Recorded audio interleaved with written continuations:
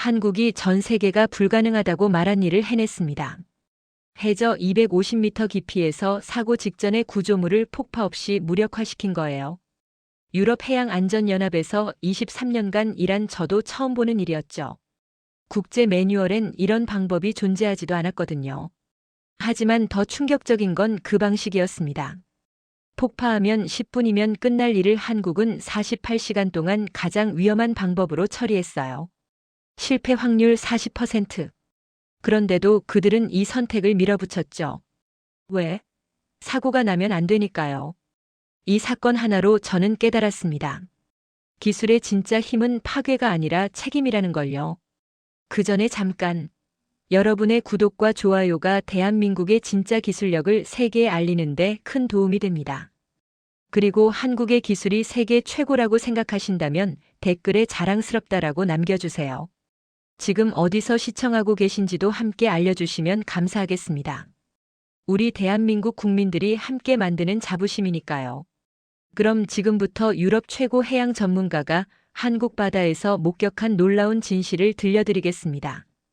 저는 엘레나 바우만입니다. 유럽해양안전연합에서 23년째 일하고 있어요. 해저 케이블 사고, 선박 충돌, 인프라 손상 조사가 제 전문 분야죠.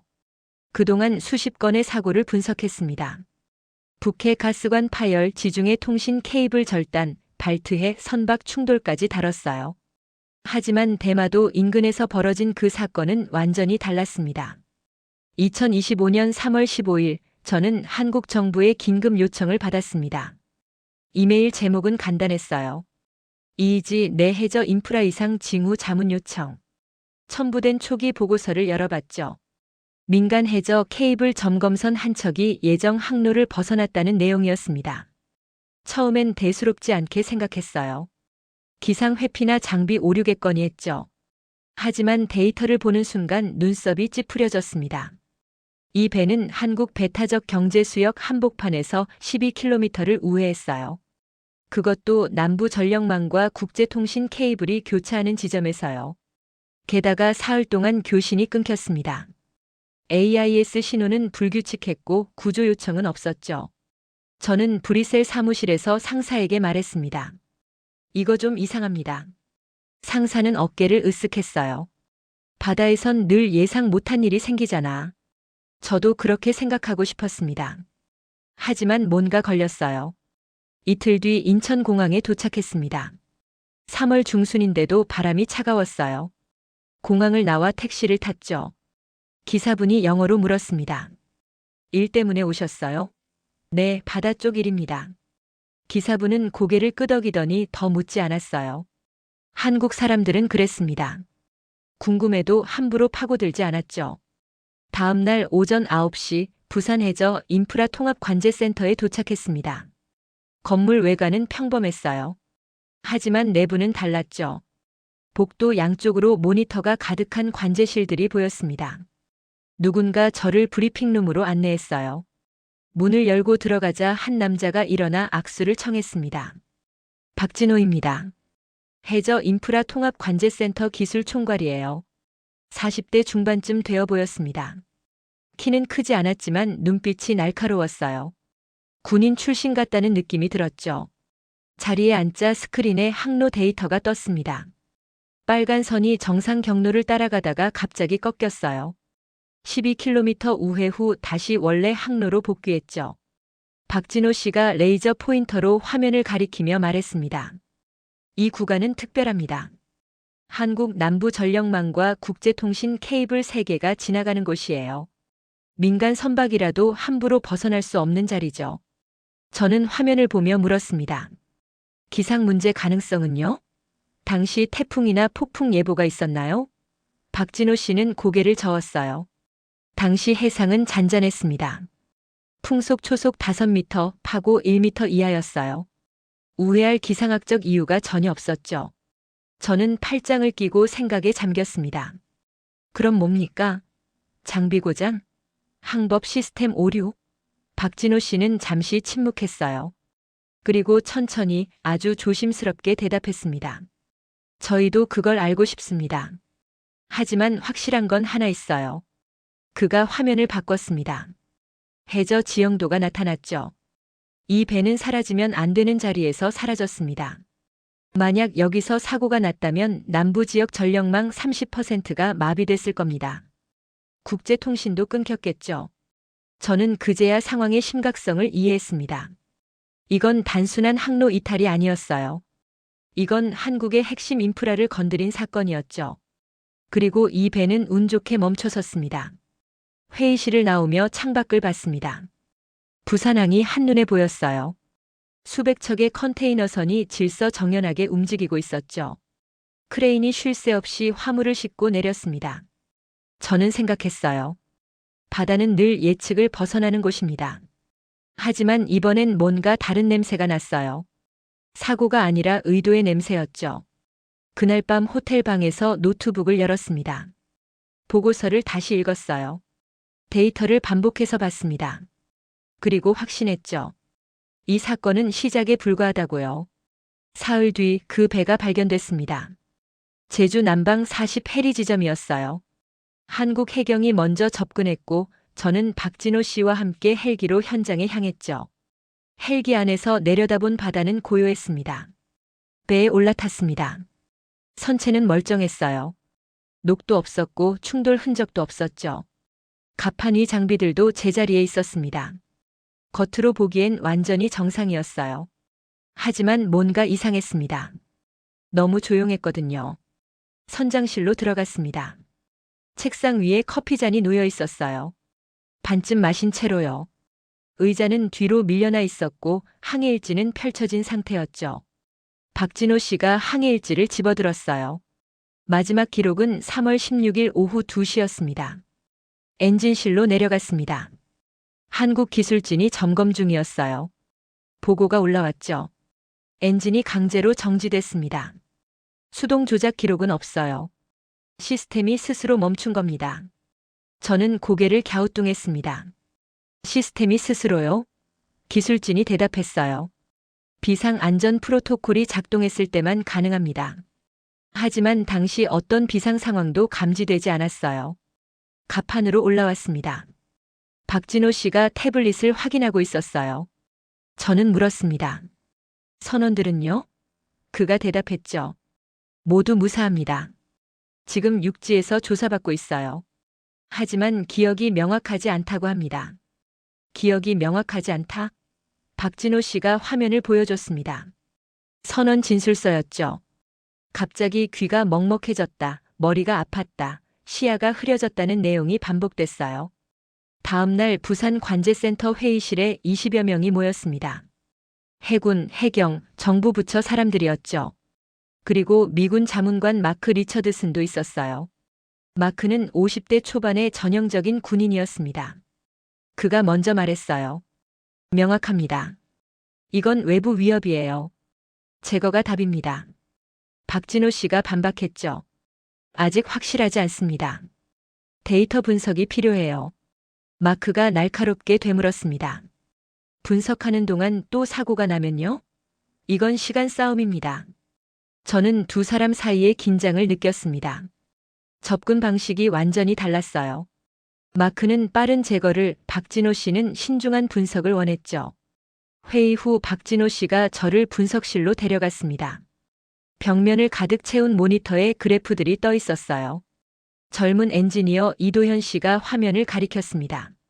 저주파 음향 패턴입니다. 사고 당일 오전부터 반복적으로 기록됐어요. 저는 화면을 들여다봤습니다. 파형이 일정한 간격으로 반복되고 있었죠. 자연 현상인가요? 이도현 씨가 고개를 저었어요. 자연 저주파는 불규칙합니다. 이건 규칙적이에요. 15분마다 정확히 반복됩니다. 저는 소름이 돋았습니다. 이건 인공적이라는 뜻이었죠. 박진호 씨가 덧붙였습니다. 항법 시스템 로그를 보면 자동 제어가 해제된 시점이 있어요. 사람이 조작한 게 아닙니다. 외부 신호가 간섭한 겁니다. 저는 입이 말랐습니다. 그럼 이건 공격인가요? 박진호 씨는 잠시 침묵했어요. 그리고 조심스럽게 대답했죠. 공격이라기보단 경고에 가깝습니다. 누군가 우리에게 메시지를 보낸 겁니다. 저는 멈췄습니다. 경고. 무슨 경고요? 박진호 씨가 화면을 바꿨어요. 해저 지형도가 나타났습니다. 이 구간입니다. 선박이 멈춘 자리 바로 아래에 뭔가 있어요. 우리는 아직 정확히 뭔지 모릅니다. 저는 그래프를 다시 봤습니다. 규칙적인 파형, 강제 정지된 엔진, 혼란스러운 선원들. 모든 게 하나로 연결되고 있었어요. 자연이 이런 방식으로 배를 멈추게 하진 않습니다. 누군가 의도적으로 개입했죠. 그날 저녁 호텔 방으로 돌아왔습니다. 창밖으로 부산 야경이 보였어요. 불빛들이 반짝이고 있었죠. 평화로워 보였습니다. 하지만 저는 알고 있었어요. 그 평화 아래에 무언가 숨어 있다는 걸요. 침대에 누워 생각했습니다. 이건 공격 장치가 아니에요. 하지만 사고가 나게 설계돼 있습니다. 왜? 누가? 답은 아직 없었어요. 하지만 한 가지는 확실했습니다. 시간이 얼마 남지 않았다는 것이요. 이틀 동안 분석이 계속됐습니다. 저는 매일 아침 관제센터로 출근했어요. 이도현 씨와 기술진들은 밤을 새워가며 데이터를 분석했죠. 커피 냄새와 키보드 소리가 가득한 공간이었습니다. 셋째 날 아침 박진호 씨가 긴급 회의를 소집했습니다. 회의실에 들어서자 분위기가 무거웠어요. 스크린에는 해저 센서 데이터가 떠 있었죠. 이도현 씨가 발표를 시작했습니다. 우리는 24시간 동안 해저 센서 네트워크를 집중 모니터링했습니다. 특정 좌표에서 반복적인 진동 패턴을 포착했어요. 그가 화면을 바꿨죠. 그래프가 나타났습니다. 저는 물었습니다. 자연 지진과 다른가요? 이도현 씨가 고개를 끄덕였어요. 완전히 다릅니다. 자연 지진은 무작위예요. 하지만 이건 6시간마다 정확히 반복됩니다. 박진호 씨가 말을 이었습니다. 더 있습니다. 이 좌표 주변에서 미세한 전력 소비 패턴이 감지됐어요. 해저에서 전력이 소비된다는 건 하나밖에 없습니다. 인공 구조물이죠. 회의실이 조용해졌습니다. 모두가 화면을 응시했어요. 인공 구조물? 이 깊이에서요? 그때 문이 열렸습니다. 로베르토 산체스가 들어왔어요. 스페인 출신의 국제해저 보험 컨소시엄 수석 조사관이었죠. 50대 후반으로 회색 양복을 단정하게 입고 있었습니다. 로베르토가 자리에 앉으며 말했습니다. 만약 이 구역에서 사고가 발생하면 보험 책임을 결정해야 합니다. 그의 목소리는 차갑고 계산적이었어요. 박진호 씨가 대답했죠. 사고를 방지하는 게 우선입니다. 로베르토가 냉소적으로 웃었어요. 물론이죠. 하지만 현실적으로 봅시다. 사고가 나면 한국 이의지 내부니까 한국 책임으로 정리됩니다. 저는 그의 말에 불쾌감을 느꼈습니다. 하지만 틀린 말은 아니었어요. 국제해양법상 배타적 경제수역 내 사고는 해당 국가가 1차 책임을 집니다. 마크 리처드슨이 끼어들었습니다. 그래서 제 제안이 맞습니다. 지금 제거하면 모든 문제가 해결돼요. 박진호 씨가 고개를 저었어요. 아직 구조물의 정체를 모릅니다. 함부로 건드리면 더 위험할 수 있어요. 로베르토가 서류를 펼쳤습니다. 이 해역을 지나는 선박이 하루 평균 12척입니다. 만약 하나라도 사고가 나면 배상액은 최소 수억 달러예요. 저는 숨이 막혔습니다. 돈 얘기가 아니었어요. 사람 목숨이 걸린 문제였죠. 회의가 끝나고 박진호 씨와 복도를 걸었습니다. 저는 물었어요. 정말 구조물이 있다고 확신하십니까? 그가 멈춰 서더니 제 눈을 봤습니다. 바우만 박사님, 저는 25년간 해저 인프라를 다뤘습니다. 이런 패턴은 처음이에요. 하지만 데이터는 거짓말하지 않습니다. 다음 날 추가 분석 결과가 나왔습니다. 구조물 추정 위치는 수심 250m였어요. 이도현 씨가 시뮬레이션을 돌렸습니다. 결과는 충격적이었죠. 화면에 빨간 경고가 떴습니다. 구조물 안정성 마이너스 해류 변화 시 급격히 저하. 이도현 씨가 설명했어요. 지금은 안정적입니다. 하지만 조수간만 차가 커지면 해류 방향이 바뀌어요. 그때 구조물이 이동하거나 파손될 수 있습니다. 저는 물었습니다. 언제요? 이도현 씨가 달력을 가리켰죠. 사흘 후입니다. 3월 25일 밤 11시부터 조수 변화가 시작돼요. 박진호 씨가 팔짱을 꼈습니다. 시간이 없네요. 저는 그의 표정을 봤어요. 긴장하고 있었지만 흔들리지 않았습니다. 저는 창밖을 봤습니다. 바다가 평온해 보였어요. 하지만 그 아래에서는 무언가 깨어나고 있었습니다. 사흘. 우리에게 주어진 시간은 그뿐이었죠. 그날 밤 호텔 방에서 보고서를 썼습니다. 유럽 본부에 보낼 중간 보고서였어요. 하지만 뭐라고 써야 할지 막막했습니다. 해저에 정체불명의 구조물이 있고 사흘 후 사고가 날 수 있다. 믿을 사람이 있을까요? 저는 노트북을 덮었습니다. 그리고 생각했죠. 이건 공격장치가 아니에요. 하지만 사고가 나게 설계돼 있군요. 마치 시한폭탄처럼요. 그리고 우리는 그게 터지기 전에 뭔가 해야 했습니다. 사흘 안에요. 다음 날 아침 상황이 급변했습니다. 기상청에서 긴급 보고가 왔어요. 예상보다 조수 변화가 빨라진다는 내용이었죠. 사흘이 아니라 이틀, 정확히는 48시간 후였습니다. 회의실은 술렁였습니다. 마크 리처드슨이 테이블을 쳤어요. 맞죠? 시간이 없습니다. 지금 당장 제거 작전을 시작해야 해요. 그의 목소리는 다급했습니다. 박진호 씨가 침착하게 대답했어요. 제거는 마지막 수단입니다. 폭파하면 해저 케이블이 손상될 수 있어요. 남부 전력망이 끊기면 수백만 명이 피해를 입습니다. 로베르토가 끼어들었습니다. 그럼 사고가 나도록 놔두자는 겁니까? 책임은 누가 집니까? 그의 질문은 날카로웠어요. 저는 두 진영 사이에서 갈등했습니다. 김윤석 담당관이 입을 열었습니다. 그는 국무조정실 소속으로 이번 사건의 정부 측 책임자였어요. 조용하지만 단호한 목소리였죠. 폭파 옵션은 배제합니다. 우리는 다른 방법을 찾겠습니다. 마크가 어이없다는 표정을 지었습니다. 무슨 다른 방법이요? 48시간 안에요? 김윤석 담당관이 고개를 끄덕였어요. 그렇습니다. 우리 기술진을 믿습니다. 회의가 끝나고 저는 김윤석 담당관에게 다가갔습니다. 정말 가능하다고 보십니까? 그가 창밖을 바라보며 말했어요. 모르겠습니다. 하지만 폭파하면 끝이 아니라 시작입니다. 국제 분쟁, 배상 소송, 외교 문제까지 이어지죠. 저는 그걸 감당할 자신이 없어요. 저는 그의 솔직함에 놀랐습니다. 대부분의 관료는 책임을 회피하려 하죠. 하지만 그는 달랐어요. 책임을 정면으로 받아들이고 있었습니다. 분석실로 돌아갔습니다. 이도현 씨와 기술진들이 모여 있었어요. 화이트보드에는 복잡한 계산식들이 가득했죠. 박진호 씨가 저를 불렀습니다. 방법을 찾았습니다. 저는 다가갔어요. 화면에는 구조물 시뮬레이션이 떠 있었습니다. 박진호 씨가 설명했죠. 구조물은 전력을 소비하고 있습니다.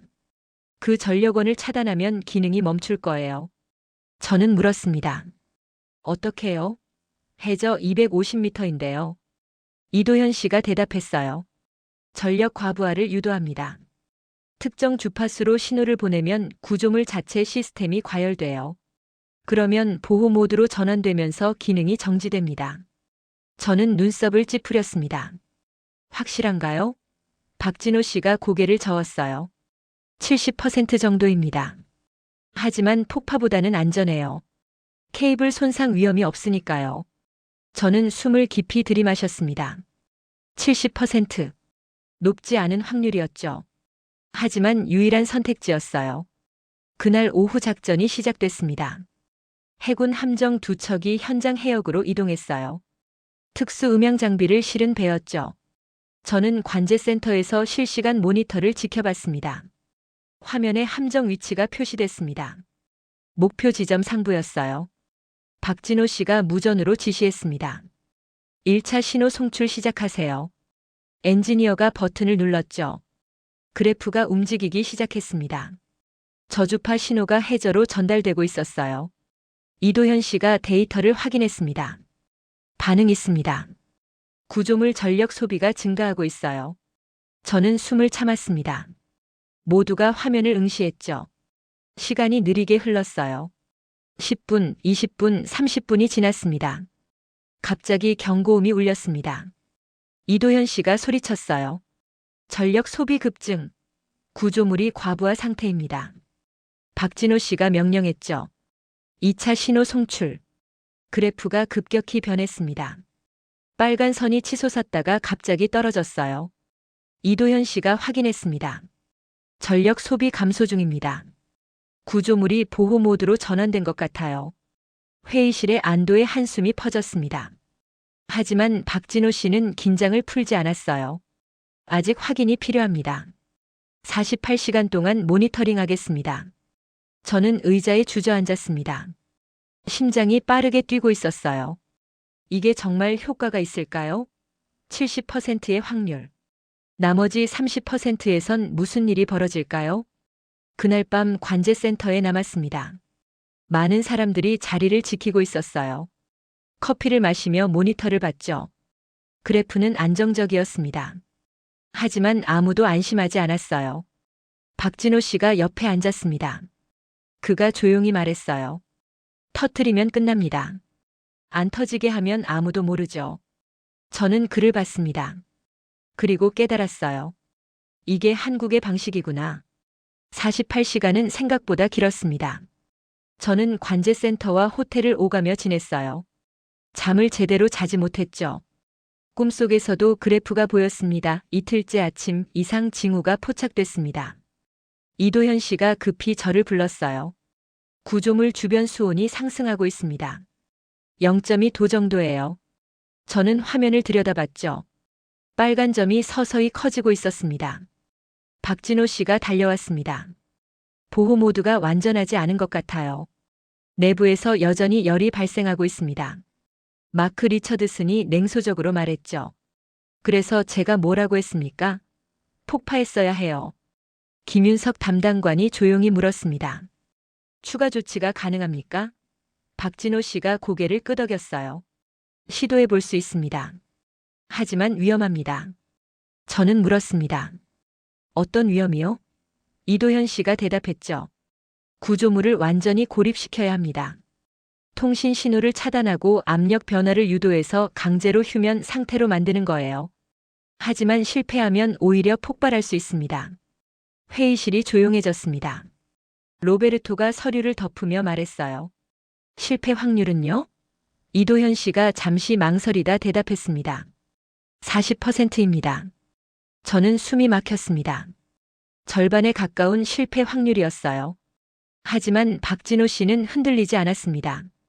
시도하겠습니다. 조수 변화까지 18시간 남았어요. 지금 아니면 기회가 없습니다. 김윤석 담당관이 일어섰습니다. 승인합니다. 진행하세요. 마크가 불만스러운 표정을 지었지만 아무 말도 하지 않았어요. 오후 2시 2차 작전이 시작됐습니다. 해군 함정이 다시 위치를 잡았어요. 이번엔 더 정밀한 장비를 투입했죠. 저는 관제센터에서 숨을 죽이며 지켜봤습니다. 박진호 씨가 지시했습니다. 광대역 차단 신호 송출 시작. 엔지니어가 키를 눌렀어요. 화면에 파형이 나타났습니다. 복잡하고 정교한 신호였죠. 이도현 씨가 보고했습니다. 구조물 반응 감지.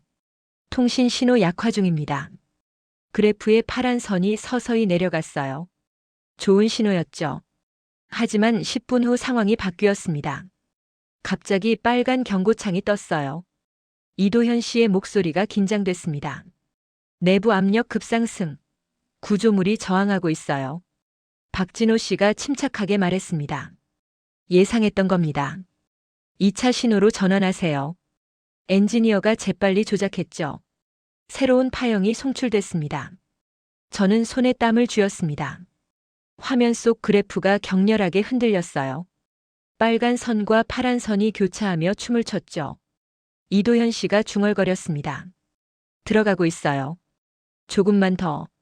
30분이 지났습니다. 그때 변화가 왔어요. 빨간 선이 급격히 떨어지기 시작했습니다. 이도현 씨가 소리쳤죠. 전력 소비 급감.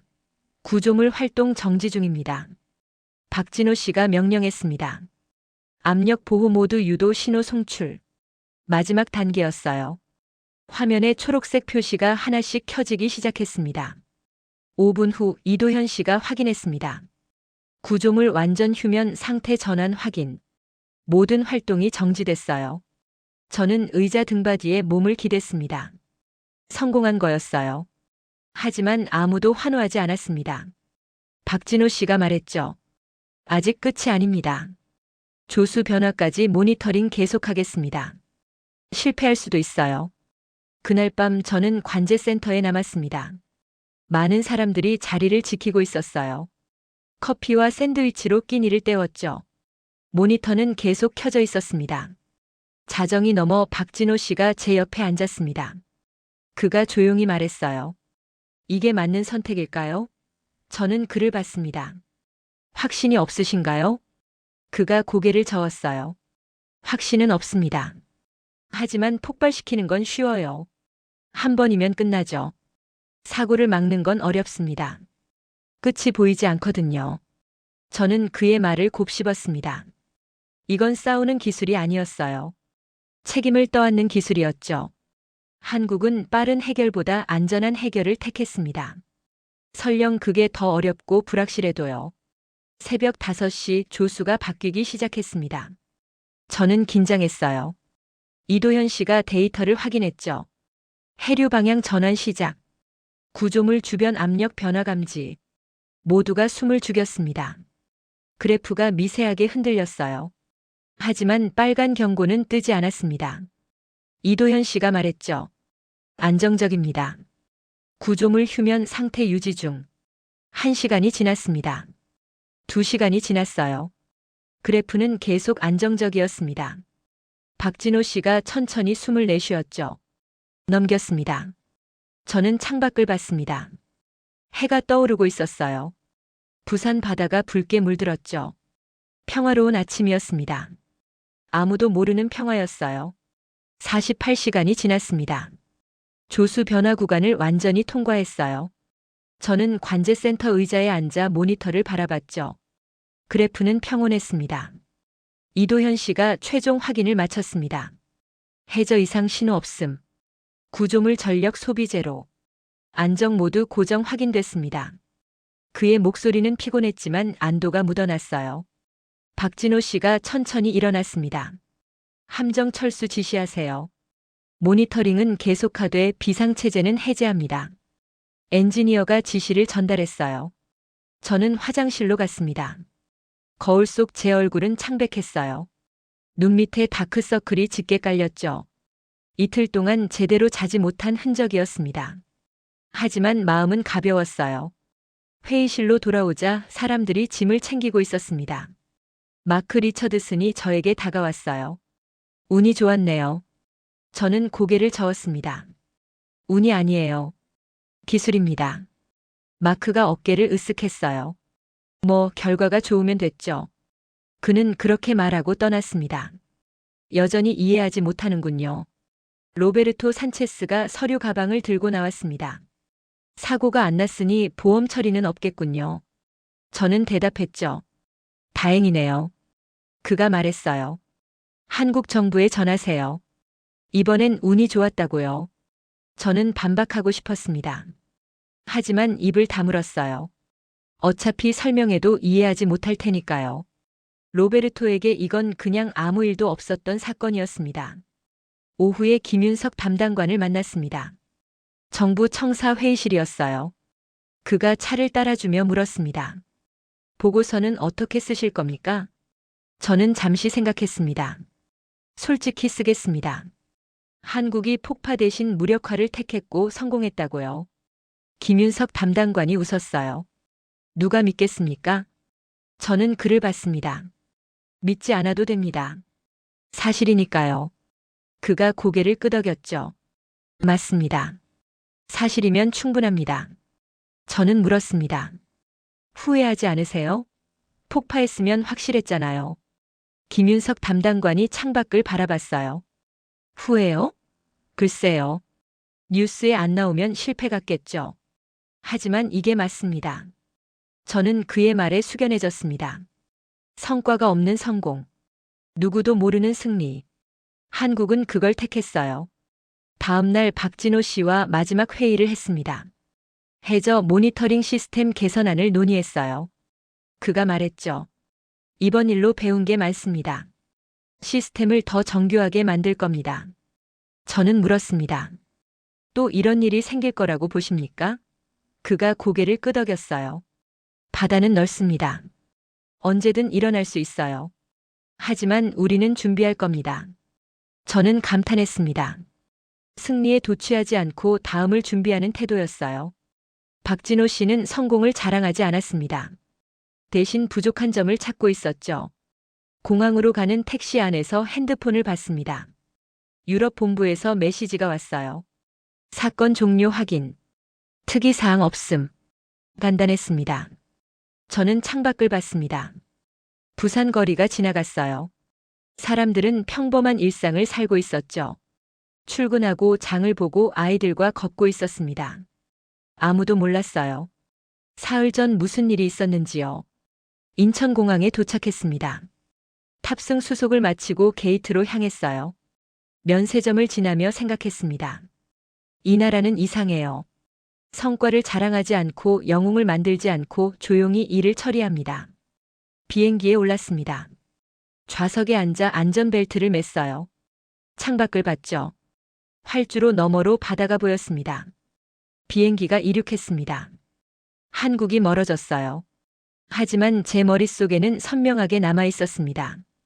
그 조용한 관제센터, 밤새 데이터를 보던 엔지니어들, 책임을 떠안은 관료, 끝까지 폭발을 거부한 기술자. 저는 노트북을 열었습니다. 보고서를 작성하기 시작했어요. 첫 문장을 썼죠. 한국은 가장 위험한 선택을 했다. 그리고 성공했다. 이건 단순한 기술 보고서가 아니었습니다. 저는 알고 있었어요. 이건 철학의 기록이라는 걸요. 한국의 기술 철학 말입니다. 브뤼셀로 돌아온 지 일주일이 지났습니다. 저는 사무실에서 최종 보고서를 작성하고 있었어요. 키보드를 두드리다 멈췄습니다. 어떻게 써야 할까요? 상사가 제자리로 왔습니다. 바우만, 한국 건 어때? 저는 화면을 보여줬어요. 그가 읽기 시작했죠. 표정이 점점 의아해졌습니다. 이게 전부야? 상사가 물었어요. 폭발도 없고 사상자도 없고 뉴스도 없어. 저는 고개를 끄덕였습니다. 네, 그게 전부예요. 상사가 한숨을 쉬었죠. 그럼 보고할 게 없잖아. 저는 반박했습니다. 아니요, 있어요. 한국은 사고를 막았습니다. 상사가 어깨를 으쓱했어요. 사고가 안 난 건 보고 항목이 아니야. 아무 일도 안 일어났잖아. 저는 입을 다물었습니다. 설명해봤자 소용없을 거라는 걸 알았어요. 유럽에서 보면 이건 그냥 무사건이었습니다. 하지만 저는 알고 있었죠. 그게 얼마나 대단한 일인지요. 며칠 후 국제해양안전 컨퍼런스가 열렸습니다. 저는 참석해서 각국 전문가들을 만났어요. 일본 대표가 저에게 물었습니다. 한국 사건은 어떻게 됐나요? 저는 대답했습니다. 해결됐습니다. 일본 대표가 눈썹을 치켜 올렸어요.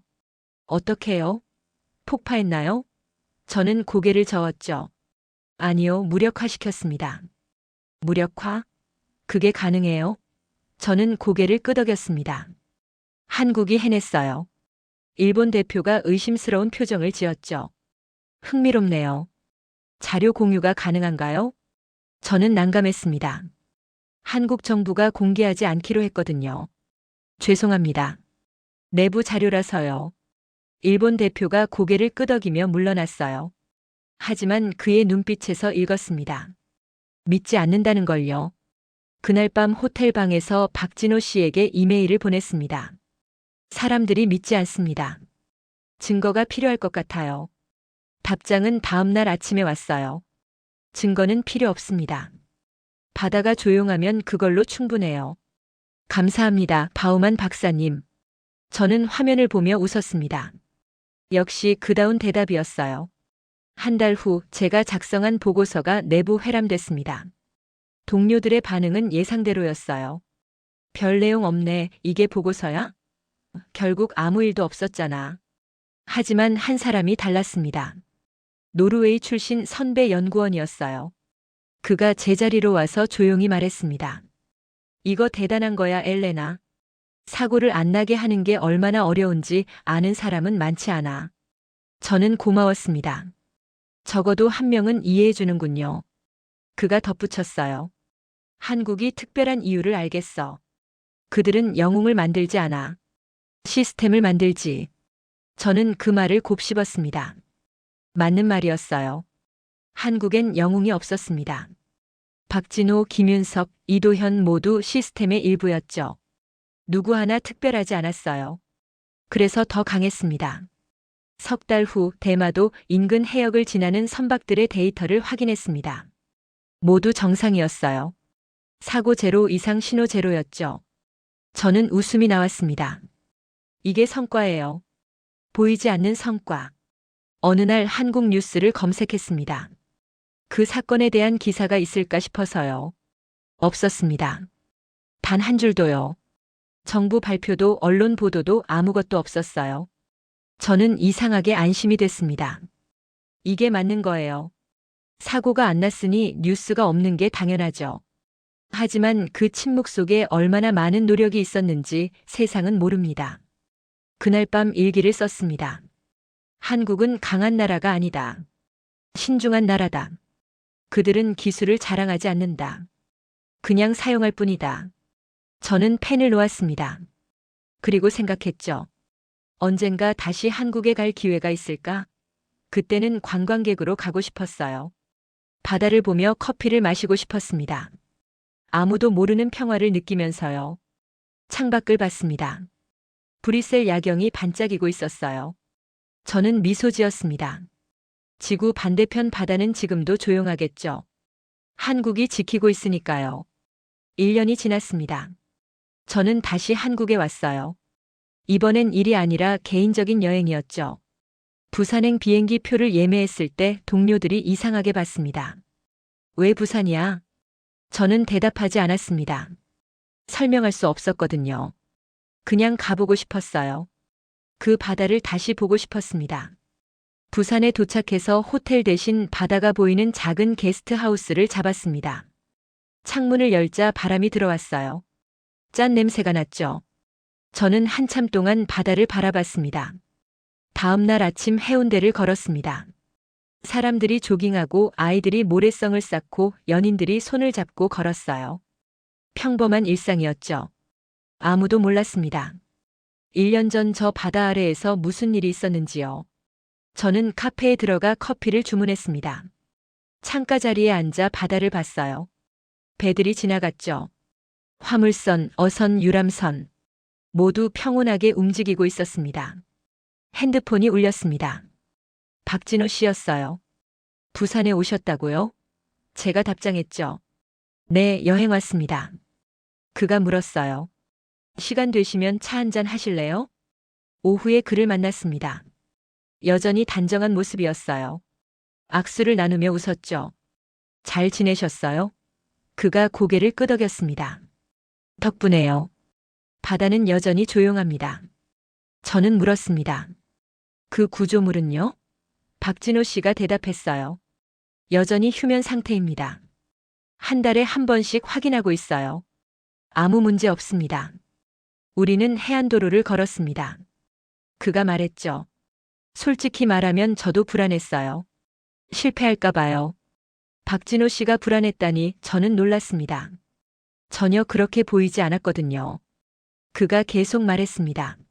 하지만 폭파는 정말 하고 싶지 않았어요. 한번 터뜨리면 돌이킬 수 없잖아요. 사고를 막는 게 우리 일이니까요. 저는 고개를 끄덕였습니다. 그래서 성공한 거예요. 그가 미소 지었죠. 성공이라고 할 수 있을까요? 아무도 모르는데요. 저는 그를 봤습니다. 그게 진짜 성공 아닌가요? 아무 일도 없으니까요. 박진호 씨가 웃었습니다. 바우만 박사님은 이해하시는군요. 우리는 카페에 앉아 차를 마셨습니다. 저는 물었어요. 다른 나라에서 연락 온 거 있어요? 그가 고개를 저었죠. 없습니다. 공식적으로는 아무 일도 없었으니까요. 저는 웃었습니다. 완벽하네요. 박진호 씨가 덧붙였어요. 사실 그게 목표였습니다. 소란 없이 피해 없이 조용히 해결하는 것이요. 헤어지며 그가 말했습니다. 다음에 또 오세요. 관광객으로요. 저는 약속했죠. 네, 꼭 그렇게 할게요. 저녁에 다시 해운대로 갔습니다. 해가 지고 있었어요. 하늘이 붉게 물들었죠. 사람들이 사진을 찍고 웃고 떠들었습니다. 평화로웠어요. 저는 생각했습니다. 이 사람들은 모를 거예요. 누군가 밤새 이 평화를 지키고 있다는 걸요. 데이터를 분석하고 시스템을 점검하고 조용히 일하는 사람들이 있다는 걸요. 바다를 봤습니다. 파도가 밀려왔다 물러갔어요. 영원히 반복되는 리듬이었죠. 저는 깨달았습니다. 한국의 기술도 저렇구나. 눈에 띄지 않지만 멈추지 않는 것. 다음날 공항으로 가는 길에 택시 기사분이 물었습니다. 부산 어떠셨어요? 저는 대답했죠. 평화로웠습니다. 기사분이 웃었어요. 부산이 원래 그래요. 조용하고 편안한 도시죠. 저는 창밖을 봤습니다. 바다가 멀어지고 있었어요. 하지만 제 마음속엔 남아 있었습니다. 그 조용한 바다, 보이지 않는 시스템, 자랑하지 않는 기술. 비행기가 이륙했습니다. 저는 노트에 마지막 문장을 썼어요. 우리는 바다를 지배하지 않았다. 다만 사고가 나지 않게 했을 뿐이다. 그리고 노트를 덮었습니다. 이건 보고서가 아니었어요. 개인적인 기록이었죠. 언젠가 누군가 읽을지 모르지만 상관없었습니다. 창밖을 봤습니다. 구름 사이로 바다가 보였어요. 끝없이 펼쳐진 푸른 바다였죠. 그 어딘가에 한국이 있었습니다. 조용히 바다를 지키고 있는 나라요. 저는 미소 지었습니다. 그리고 생각했어요. 세상은 모르겠지만 저는 압니다. 한국이 얼마나 대단한지요. 아무도 몰랐겠죠. 그래서 더 대단합니다. 1년 후 저는 다시 부산 바다를 찾았습니다. 평화로웠어요. 사람들은 조깅하고 아이들은 모래성을 쌓고 연인들은 손을 잡고 걸었죠. 아무도 몰랐습니다. 1년 전 저 바다 아래에서 무슨 일이 있었는지요. 박진호 씨를 만났습니다. 그가 말했어요. 바다는 여전히 조용합니다. 저는 깨달았습니다. 이게 한국의 방식이구나. 소란 없이, 피해 없이, 조용히 해결하는 것. 세상은 영웅을 원합니다. 드라마틱한 폭발을, 화려한 승리를. 하지만 한국은 다른 걸 택했어요. 아무도 모르는 성공, 보이지 않는 승리. 그게 진짜 기술이라는 걸 저는 배웠습니다. 우리는 바다를 지배하지 않았습니다. 다만 사고가 나지 않게 했을 뿐입니다. 그리고 그게 가장 어려운 일이었죠. 한국은 강한 나라가 아닙니다. 신중한 나라예요. 책임을 먼저 계산하는 나라. 사람보다 시스템이 앞서는 나라. 그래서 더 대단한 겁니다. 여러분은 언제 한국이 자랑스러우셨나요? 어떤 순간에 대한민국의 기술력을 느끼셨나요? 댓글로 나눠주세요. 그리고 이 영상이 도움이 되셨다면 좋아요와 구독 부탁드립니다. 대한민국의 진짜 모습을 함께 알려나가요. 감사합니다.